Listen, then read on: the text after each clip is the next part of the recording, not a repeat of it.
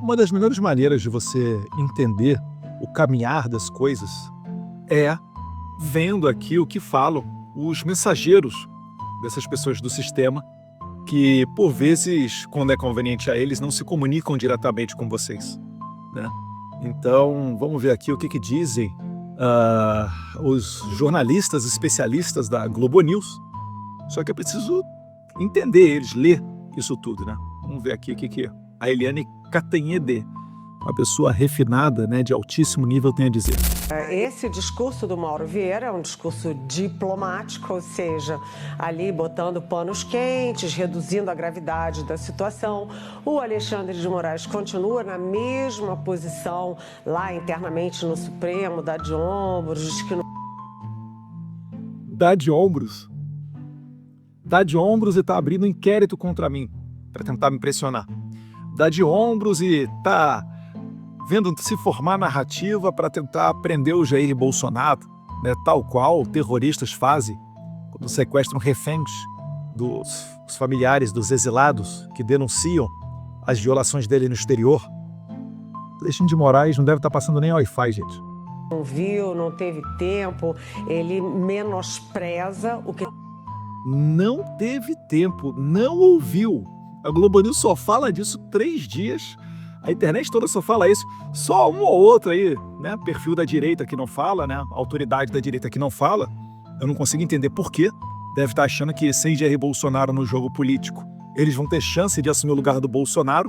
Só que eu já digo para vocês, gente, sem Jair Bolsonaro, eu acho que nem eleição você vai conseguir ter, né? Quanto mais uma pessoa verdadeiramente de direita no poder.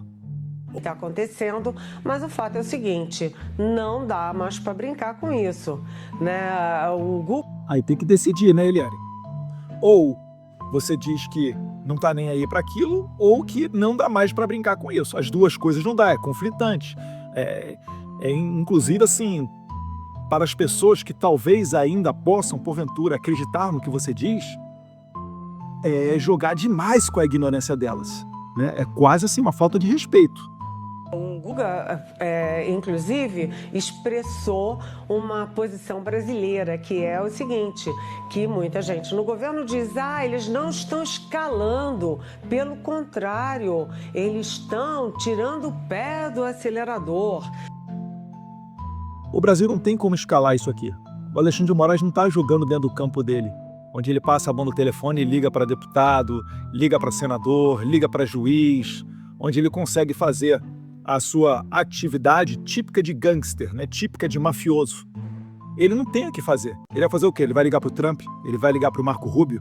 Ele vai falar, não, veja bem, olha só, eu bani o X, mas eu sou um cara legal.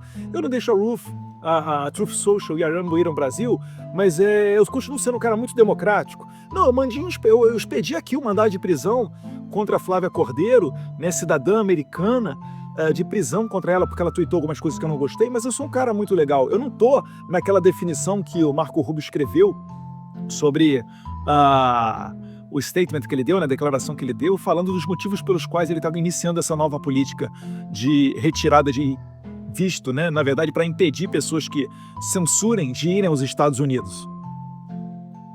O Alexandre de Moraes está pela primeira vez jogando fora de campo. É por isso que eles estão perdidos. É por isso que, por exemplo, a Ana Flor da Globo News estava falando o Eduardo Bolsonaro é insignificante.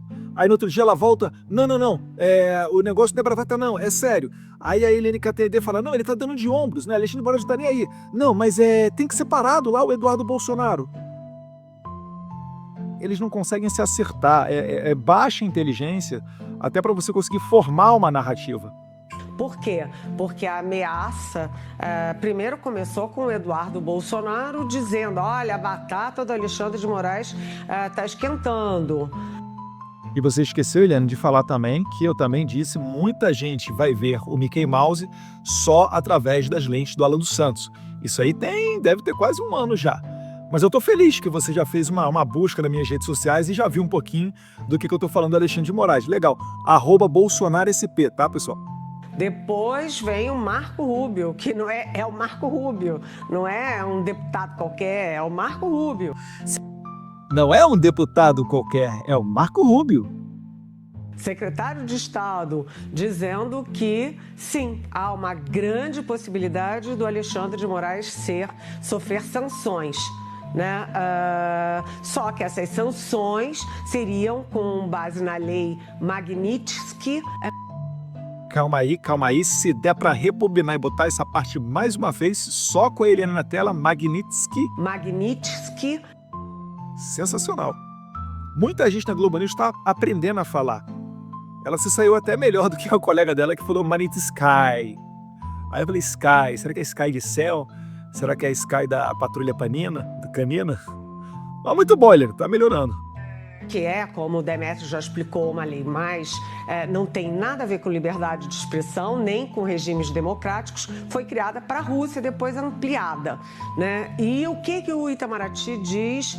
Diz o seguinte, que em vez de usar a expressão lei Magnitsky ou aplicar sanções e tal, agora os Estados Unidos diz, não, a gente não vai dar visto, não cita o Brasil, não cita o Alexandre de Moraes. Calma aí. Eu vi o Marco Rubio dizendo que as sanções contra o Alexandre de Moraes estão sob análise e que há uma grande chance dele sofrer sanções da lei Magnitsky. Eu não vi o Marco Rubio dizer que, ao invés da lei Magnitsky, aplicaremos apenas a questão da retirada dos vistos. Tem esse vídeo aí ou não? Não tem, né? Do Marco Rubio falando que só vai aplicar a retirada de visto, né? Então, ela está fazendo um exercício mental, não é nem de flexibilidade, né? Isso aqui não é nem ultrapetita, é extrapetita. Ela está indo além da realidade para tentar dizer que está tudo bem, que está tudo tranquilo, quando na verdade não está. Então, podem ter certeza, segue essa análise dentro do governo americano para sancionar não só o Moraes, mas várias outras pessoas que se envolveram em censura, em atividades de violações de direitos humanos. E se ela não sabe, né, a primeira emenda nos Estados Unidos ela é tão forte, ela fala sobre liberdade religiosa, sobre outros direitos, mas ela é tão forte naquilo que se refere à liberdade de expressão, que normalmente até os republicanos dizem, né, são os direitos que Deus nos deu. O Marco Rubio, quando ele faz a declaração, o anúncio dele, detalhando um pouquinho mais, para além do tweet, sobre essa questão, ele inclusive fala lá, direitos que nascem com o homem. Não é um tribunal, um congresso, a ONU, não é ninguém que te dá esse direito de liberdade de expressão. Nos Estados Unidos é tão forte que isso nasce contigo. É seu, independentemente de qualquer coisa, independentemente da cor da sua pele, da sua etnia, enfim, é seu o direito de liberdade de expressão. Então, só corrigindo isso aí, tá, Eliane? Você está tentando passar uma falsa ideia da realidade para as pessoas que te seguem. E depois, quando saírem as medidas que você sabe que são para valer, aí você perde seu crédito. Aí você toma esculacho de gente na internet e você corre porque você não consegue debater. Não é porque você não quer se descer ao nível da internet e se sujar num debate com as pessoas, com os internautas, igual você reclamou, falando que o Guga Chakra se sujeita a isso, você até admira, né, fazendo cara de nojinho. Você não debate com as pessoas porque você não consegue, porque você é desmascarada, porque você é uma pessoa que estava reclamando que o Bolsonaro chamou você de mentirosa. Quando uma pessoa mente, ela é chamada de mentirosa. Os adjetivos, eles existem para qualificar as pessoas e dar a exata dimensão da realidade. Agora você reclama disso daí, né? E o Bolsonaro, que jogaram bola com a cabeça dele? Editorial da Folha, porque eu torço pela morte do presidente Bolsonaro. Isso daí é para dizer o mínimo, né? Fora a narrativa de genocida e etc. Então, fica complicado realmente debater você conseguir debater com uma pessoa honestamente intelectual. Mas cá para nós é grave sim. O Eduardo Bolsonaro, ele vai para os Estados Unidos, se licencia do mandato, mas ele deu um leve caráter de institucionalidade na queixa dele quando ele leva para os Estados Unidos também o presidente da Comissão de Relações Exteriores da Câmara dos Deputados do Brasil. Que, na verdade, né, todo mundo sabe, o meu partido já havia dito que me indicaria para ser eu, o presidente da Comissão de Relações Exteriores e Defesa Nacional.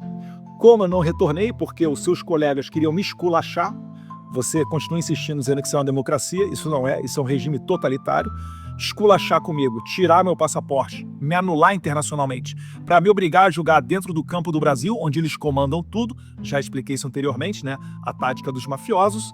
Então, você está dizendo que o meu colega de partido, que também é deputado do meu partido, que veio aos Estados Unidos, que eu estive com ele, levei ele ao deputado Corey Mills, ele também está praticando atividade ilegal, é isso? Você está querendo criar uma narrativa para justificar consequências contra o deputado Felipe Barros? Porque nós nos encontramos com um deputado que perguntou ao Marco Rubio se havia a possibilidade de aplicar a Lei Magnitsky contra o Moraes, e o secretário de Estado disse que sim, há a possibilidade de se apertar esse botão legal e sancionar o Moraes. Aí você está querendo vir para cima do Felipe Barros. Muito democrático, Eliane. Nossa, assim, impressionante. Impressionante a sua honestidade intelectual. Deputado Felipe Barros, que foi aos Estados Unidos. Detalhe, fazendo isso aqui, Eliane, você está elegendo Felipe Barros senador no Paraná na próxima eleição, tá? Vamos dizer, dá um toque de institucionalidade na queixa do Eduardo Bolsonaro. Então a situação é grave, a situação é complexa, mas vamos pensar o seguinte. Primeiro, né, quando o governo Trump, e a gente pode dizer o governo Trump, né, o Trump, cita América Latina e Europa, né, que a Europa já tem uma regulamentação contra discurso do ódio via internet. E é por isso, inclusive, que várias pessoas da Europa também sofrerão esse impedimento de entrar nos Estados Unidos. Porque a coisa está muito ruim lá no Reino Unido, onde a esquerda ganhou de lavada as últimas eleições. Estão indo para cima de pessoas com tweet. De fato, o tweet está dando muita prisão lá no Reino Unido, dentre várias outras localidades, tá? Portugal, Espanha também estão com problemas, França também. Então, isso tudo está mostrando o quê? Que está ocorrendo um embate entre dois mundos. Entre o mundo que está permitindo se aniquilar com a oposição política e o mundo que está tentando resgatar essas liberdades. O Brasil está tentando regulamentar, né? Ou o governo Trump está tentando regulamentar, só que não consegue. É o PL 2630, né, que nós conseguimos impedir a votação dele lá na Câmara dos Deputados. Essa semana mesmo já estava tendo outro embate com relação a isso daí, porque a esquerda ela se utiliza de alguns subterfúgios para tentar empurrar um ou outro dispositivo, um ou outro artigo de uma lei para favorecer aquilo que eles querem. É sempre como a causa nobre, né? Não, vamos acabar com o crime de ódio, vamos acabar com o assassinato de crianças em escolas. Vocês lembram, né, o estardalhaço que eles fizeram quando teve um caso lamentável, um caso trágico em Santa Catarina? E depois que eles não conseguiram botar em votação o PL 2630, eles esqueceram daquilo dali, fingiram que nunca mais existiram, nunca mais tocaram no assunto. É porque a causa nunca é a causa sempre é a revolução. A causa deles sempre é a perpetuação do poder. É por isso que eles querem dar poderes a juízes, porque um juiz identificado com a esquerda, ele é sem vergonha, ele é sem moral, ele é sem valor, ele é sem ética, e ele vai conseguir utilizar o poder da sua caneta para calar o pessoal de direita. Um juiz conservador, para ser conservador, ele tem que ter os valores judaico-cristãos. Ele tem que ter a noção do que é certo e o que é errado de acordo com a nossa cultura milenar da Bíblia e do cristianismo. Ele não vai conseguir, por pior que seja a pessoa, né, que pode ser um político de esquerda, silenciar aquela pessoa só porque ela falou alguma coisa que ela não gosta. Então, essa é a grande diferença na balança moral que nós temos. É por isso que você vai ver, o problema entre direita e esquerda hoje no Brasil não é uma questão de visão política, é uma questão de caráter, é uma questão de valores, né? Você que está me ouvindo aí de direita, você jamais pegaria uma pessoa do MST que tivesse feito qualquer manifestação que fosse em Brasília e tacaria ela até 17 anos na cadeia, sendo que 17 anos de cadeia no Brasil nem traficante de droga e assassino pega. Consegue compreender o que eu estou falando? Trump é a favor da liberdade para o discurso do ódio na internet? Ou o Trump não está em nada e não tem nada a ver com liberdade de expressão, né? Ele está aí apenas numa guerra dele política com a Europa, com a América Latina, com o Brasil particularmente. E a terceira questão, né? O Trump está em guerra com o Brasil de novo. O Moraes expulsa a empresa daqui, congela a conta da Starlink, não deixa a Truth Social Rumble virem. Aí o Lula de quebra, né, dá todo o suporte para o Moraes, recebe navio do Irã, apoia o Hamas, diz que é pelo fim, lidera a campanha pelo fim do padrão internacional do dólar. E aí quando o Trump resolve reagir, ela está falando que o culpado é o Trump, que é a favor do discurso de ódio. Tenha santa paciência, né, Catender? Como falar em liberdade de expressão, o governo americano querer punir uma coisa inédita, o ministro do Supremo Tribunal Federal do Brasil ou de qualquer país? Calma aí, uma coisa inédita? Em 2017, foram, se não me engano, 8 juízes da Suprema Corte da Venezuela sancionados pelo Trump. E em 2024, foi mais uma outra leva de juízes sancionados pelo Biden, da Suprema Corte da Venezuela. A gente já teve juiz da Suprema Corte da Nicarágua sancionado. A gente já teve o procurador do Tribunal Penal Internacional. A gente já teve gente lá na Ásia. Teve um monte de exemplo para citar. Como é que você está falando uma mentira dessa, Elié? Uma coisa inédita. Sancionar um juiz da Suprema Corte de outro país, da América Latina, do Brasil, pode ser que seja inédito. Juiz da Suprema Corte sancionado, mas você vai querer dar tons mesmo de que isso daí é algo inovador e pioneiro? Menos. Democrático por liberdade de expressão? Democrático? Você pode ver quem são os sancionados. Eu acabei de citar aqui, ó, Nicarágua e Venezuela, por exemplo. Mais recentemente tiveram autoridades, juízes de Cuba sendo sancionados. Será que é porque o Brasil está se aliando com esses países no que diz respeito à liberdade? Será que não é na hora da gente acordar enquanto nação e perceber que esse discursinho foi longe demais? Hora de pegar a bola e botar ela no meio de campo e acalmar os ânimos e dizer, olha só, não tem como a gente ter um processo com relação ao 8 de janeiro, não tem como a gente legitimar as perseguições, que são muitas, né, para muito além do 8 de janeiro. Se você for ver, por exemplo, o caso do Alan dos Santos aqui nos Estados Unidos, isso é muito anterior ao 8 de janeiro. A José Ludmila Lins Grilo, igualmente. Rodrigo Constantino, Paulo Figueiredo, também. Várias outras pessoas começaram a ser perseguidas antes do 8 de janeiro. Enfim, ou o Brasil toma consciência, né, de que está ocorrendo um exagero na ideologização da política, na narrativa, principalmente que serve à esquerda, ou não tem jeito, né? Vai ter que apertar o botão vermelho. Sendo que o Donald Trump está atacando Harvard, atacando as universidades americanas, exatamente para conter a liberdade de expressão contra o genocídio em Gaza. Não, ele é justamente o contrário. São pessoas com faixa do Hamas, pessoas pregando ódio aos judeus. É isso que o Trump está combatendo. Será que você não viu as 2 pessoas que foram assassinadas na porta da Embaixada de Israel em Washington, D.C.?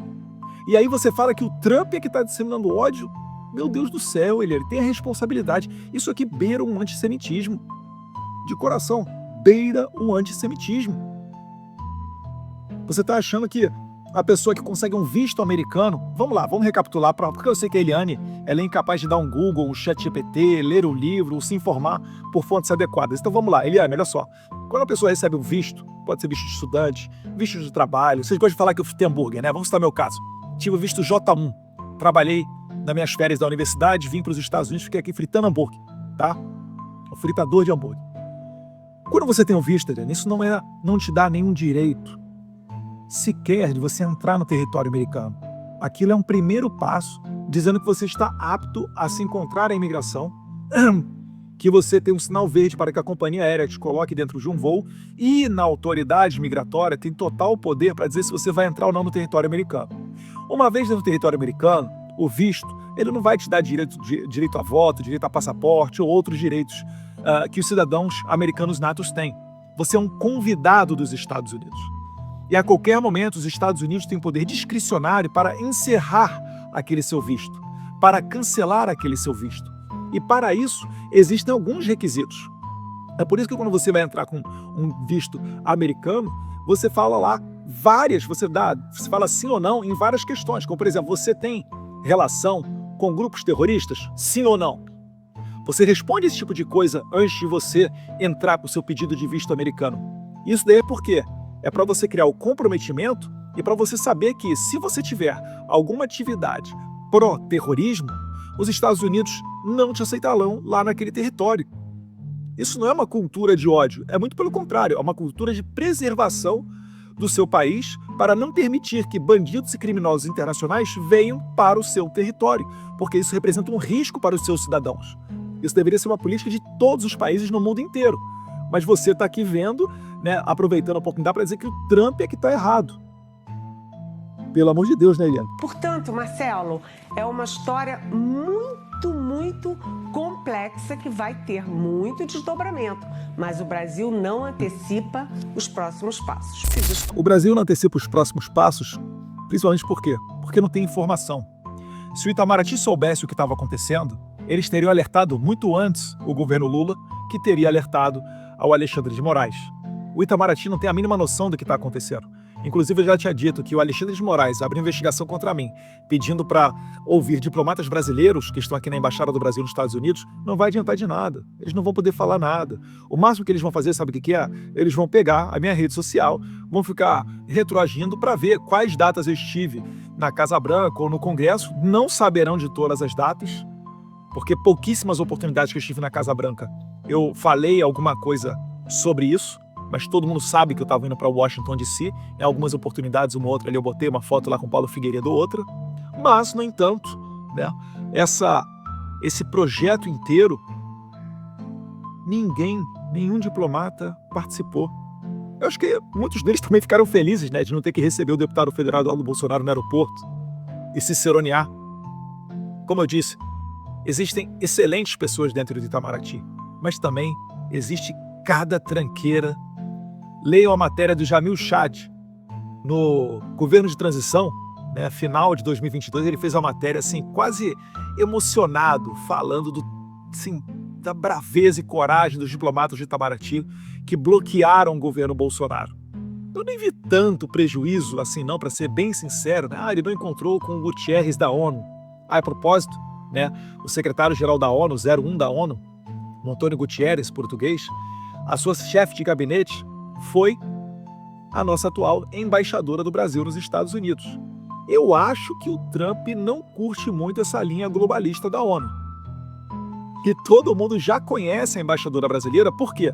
Porque quando o David Gamble Jr., o Ricardo Pita, aquela delegação dos Estados Unidos foi ao Brasil, e o próprio Jamil Chad falou: Eduardo, eles estão indo falar de CV e PCC, não estão indo falar de sanção contra o Trump. David Gamble Jr. é o coordenador para fins de sanções do State Department. O Ricardo Pita é conselheiro sênior do State Department. O Ricardo Pita se encontrou com o Jair Bolsonaro. Será que foi para falar com o ex-presidente sobre CV e PCC? Ou será que foi algum outro assunto? Não sei. Esse foi um encontro reservado deles, né? O Jair Bolsonaro é muito ético e muito correto quando ele tem esse tipo de encontro em não abrir, em não publicizar. Mas vocês conseguem certamente pensar e imaginar o que pode ter sido tratado ali, ou ao menos pensar que ainda que tivessem apenas ido lá tomar um cafezinho, fica a foto, né, todo mundo viu a foto, e fica a mensagem entregue. Então, o Itamaraty está acordando no meio de algo que ele sempre ignorou. Não só eles, o Alexandre de Moraes também. E tá engraçado de ver esse jogo. Por quê? Porque o Moraes pressiona o Itamaraty, pressiona o Lula, achando que ele tá no quintal dele, né, nos Estados Unidos. Vamos lá, como é que é? Responde logo aí, fala lá com o pessoal do Trump, eu que tô mandando, sou um juiz da Suprema Corte, sou um excelentíssimo senhor, juiz do Supremo Tribunal Federal. Como que eles não vão me ouvir? Meu Deus do céu. Estão batendo cabeça. A propósito, a embaixadora que eu estava falando, quando teve essa missão do State Department, do David Gamble Jr. e Ricardo Pita para o Brasil, ela foi dar piti lá no State Department. Ou seja, uma delegação americana foi ao Brasil, estava em curso audiências com autoridades brasileiras que deram ok para receber essas autoridades americanas.